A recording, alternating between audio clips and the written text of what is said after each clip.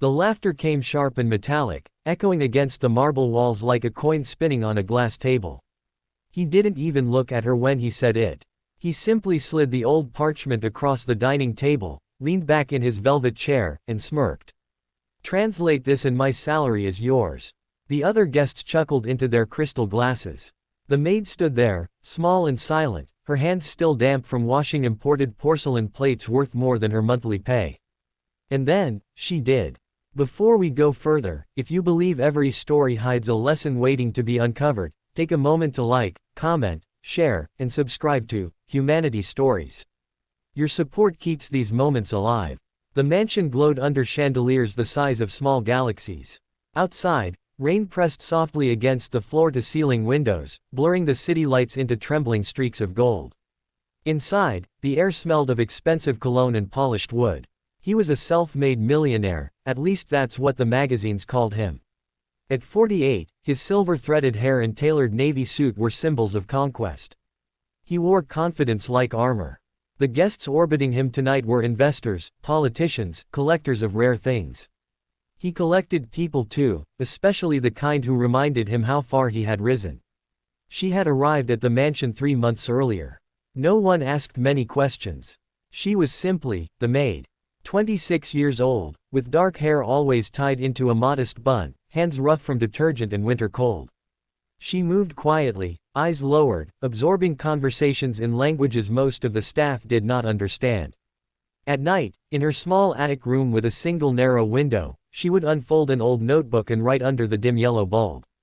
No one knew she had once stood in lecture halls lined with ancient stone, translating manuscripts older than the country she now cleaned floors in.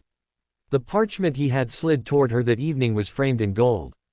A rare acquisition, he had boasted earlier. An undeciphered fragment bought at auction for a sum that made even his wealthy friends whistle in admiration. He believed it was written in a lost dialect of Aramaic, perhaps even older. Scholars had failed. Universities had offered opinions but no certainty. It was his prized mystery. When he tossed it to her, it wasn't curiosity. It was cruelty disguised as entertainment. The room had grown still when she picked it up. Her fingers trembled, not from fear, but from recognition. The ink, faded but deliberate. The spacing between symbols. The slight tilt in the final characters of each line. Her heart began to pound in her chest so loudly she was certain everyone could hear it. For a brief second, the attic room flashed before her eyes. The university courtyard. Her father's proud smile on graduation day.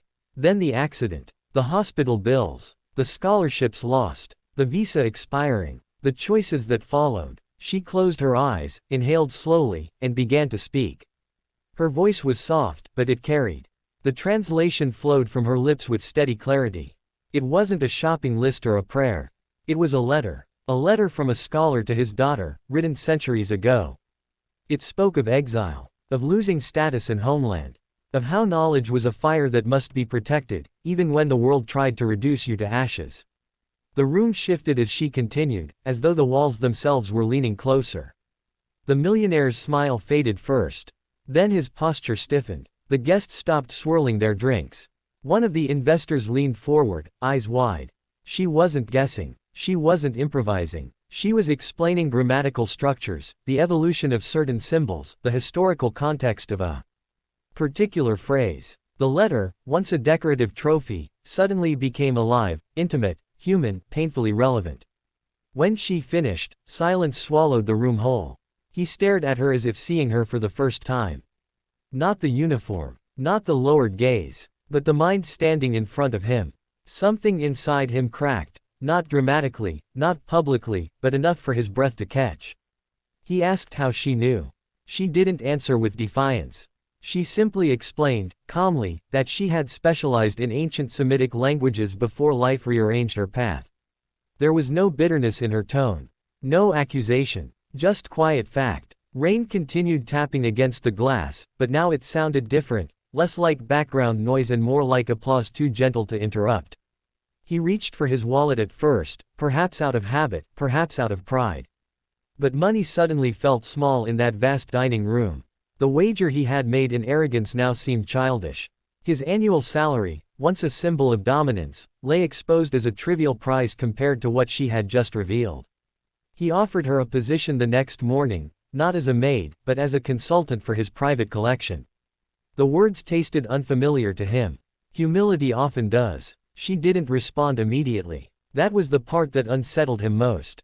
She asked for time. That night, back in her attic room, she sat by the small window and watched the rain turn into mist over the sleeping city. The notebook lay open beside her. For months she had swallowed the weight of silence. Tonight, it felt lighter. The mansion looked different the next day. The marble floors were the same, the chandeliers just as bright, but something invisible had shifted. He walked more slowly, spoke more thoughtfully, and when he looked at her, there was no trace of mockery, only curiosity, perhaps even respect. Before we reach the end, I want you to comment below with one word that describes how this moment made you feel. Because sometimes the most powerful transformations don't happen in boardrooms or on stages. They happen in quiet realizations. In the space between laughter and silence. If this story stirred something inside you, hope, reflection, even discomfort, engage with it. Like, share, or leave your thoughts. Stories like this live through the feelings they awaken.